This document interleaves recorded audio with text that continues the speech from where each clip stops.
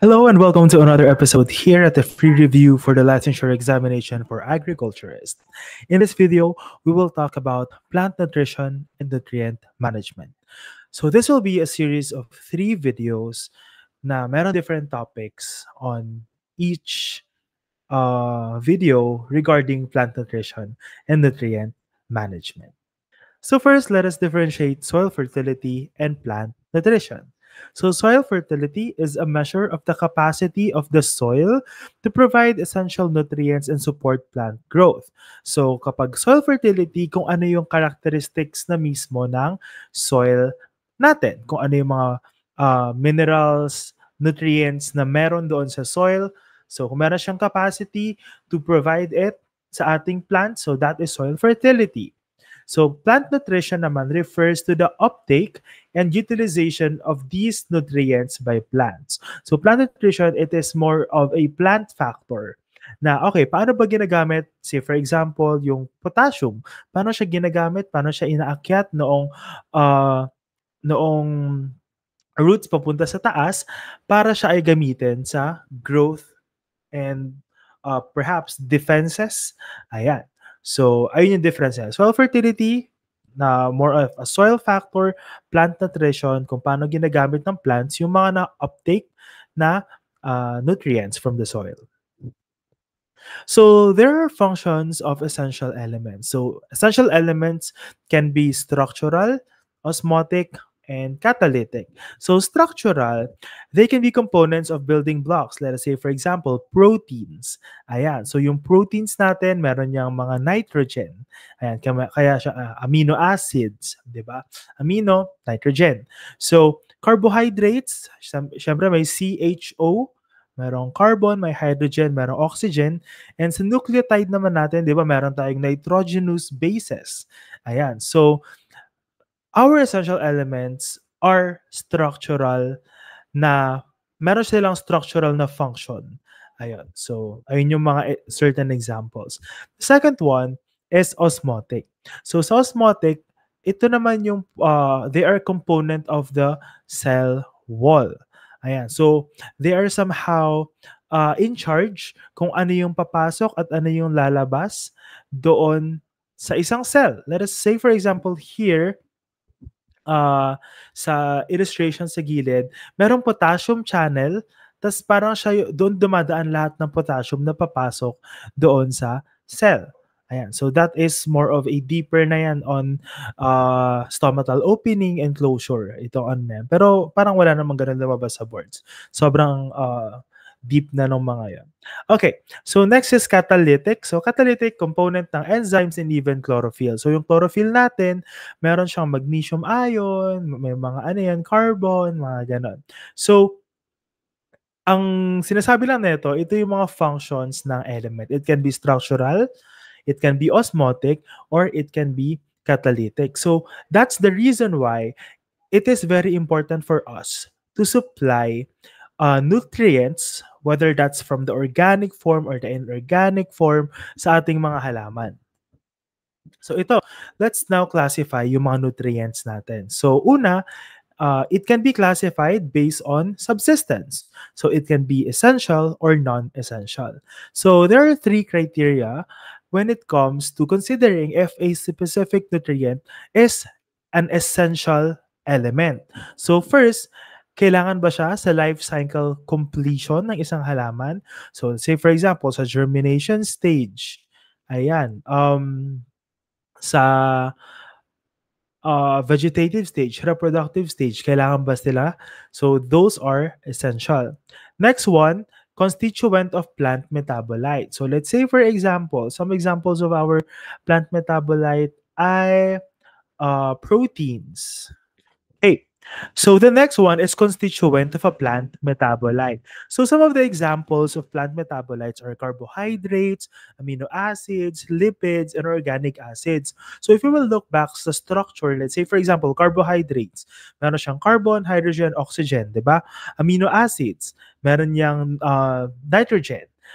Lipids, meron din siyang CHO, ganyan. So kapag yung elements ay meron sa isang plant metabolite, so they are considered essential. They can be considered as essential. And the last criteria is that dapat non-replaceable yung function niya. So it means, for example, yung function ng magnesium in chlorophyll, hindi siya kayang palitan ng other ions, kaya it is considered an essential nutrient. So it can be considered as an essential nutrient. So ang mga essential elements natin, yung CHON, yung carbon, hydrogen, oxygen, nitrogen. We also have phosphorus, potassium, calcium, magnesium, sulfur, boron, zinc, copper, manganese, iron, chloride, and molybdenum. Ayan. So yung CHON, it can be sourced from air, water, and yung soil. Tapos yung the rest, it can be sourced from soil and or fertilizers. Ayun. So again, in order for us to consider an element as an essential element, kailangan meron tong tatlong to. So it must be needed sa life cycle completion ng halaman, it must be a constituent of a plant metabolite, and it must not be replaceable. Ayan. So meron tayong 18 elements. Nung una, 17 lang yan. Tapos noong 1987, dinagdag yung nickel.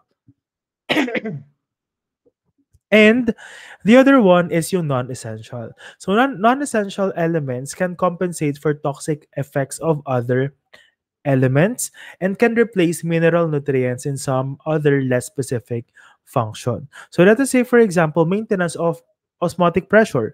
So as mentioned kanina, yung osmotic pressure natin, it can be controlled by potassium, 'di ba? So let's say, for example, yung maintenance ng osmotic pressure, pwede siyang magawa rin ng sodium. Ayun. So these are some of the non-essential. So my tip on how to memorize this is kung ano yung mas onte, syempre alangan naman i-memorize mo pa yung 18, di ba? Yung i-memorize mo na lang kung ano yung mga non-essential. So these are yung nutrients natin based on subsistence. Next, we also have the classification of nutrients based on amount needed. So macronutrients, then micronutrients. So macronutrients, they are used in large quantities by the plant, whereas micronutrients, small quantities lang. So CHON, PKS, KAMAG. Ayan. So carbon, hydrogen, oxygen, nitrogen, potassium, phosphorus, potassium, sulfur, calcium, magnesium. May ginawa yung mga students ka dito dati, magpa-chonks ka. Ayun. Magpa-chonks ka. Ayun yung ginawa nila dati. Okay. So micronutrients naman, syempre all the other nutrients. So dahil mas madaling i-memorize yung macronutrients, ayun na lang yung mga i-memorize. The next one is classification of nutrients based on mobility within plants. So mobile elements and immobile elements. So we have, kapag mobile, from the term itself, kaya niyang mag-transfer, kaya niyang mag-translocate. So immobile cannot translocate. Ayan. So here, ayan, makikita ulit natin na ang immobile nutrients, mas maunti sila, so you can just memorize those 6 elements, ganyan. So, dito, kapag kaya i-translocate from older tissues to younger tissues, kumbaga papabalik, so, these are mobile nutrients. Kapag hindi, from younger to older lang siya, immobile nutrients. Kapag immobile nutrients, kung saan siya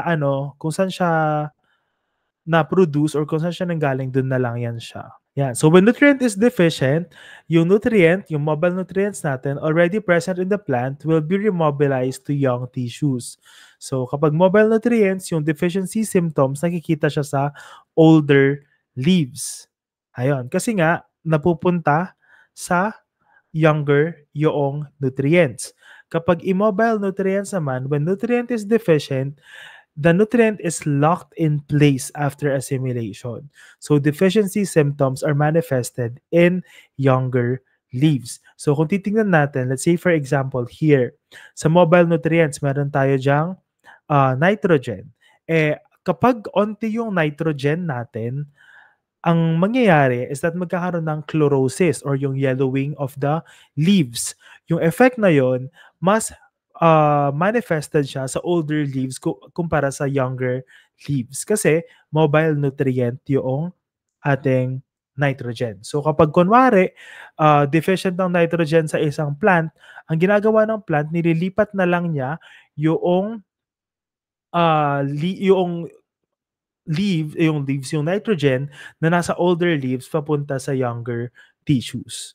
Ayan. So, that's just one of the examples. So, mobile elements and immobile elements. Now, let us look at this figure. So, ano kaya ang ibig sabihin neto? So, this is how each nutrient behaves in a specific pH level. So considering this, ang pinaka-okay na environment is itong naka-blue na dapat nandiyan siya sa 6 to 6.5%, 6.5 na pH level ng soil or kung water man yan. Kasi merong mga elements na nawawala na on a certain acidic or a certain basic na pH level. Ayun. And yeah, I think that's it for this episode. See you in the next one. Bye.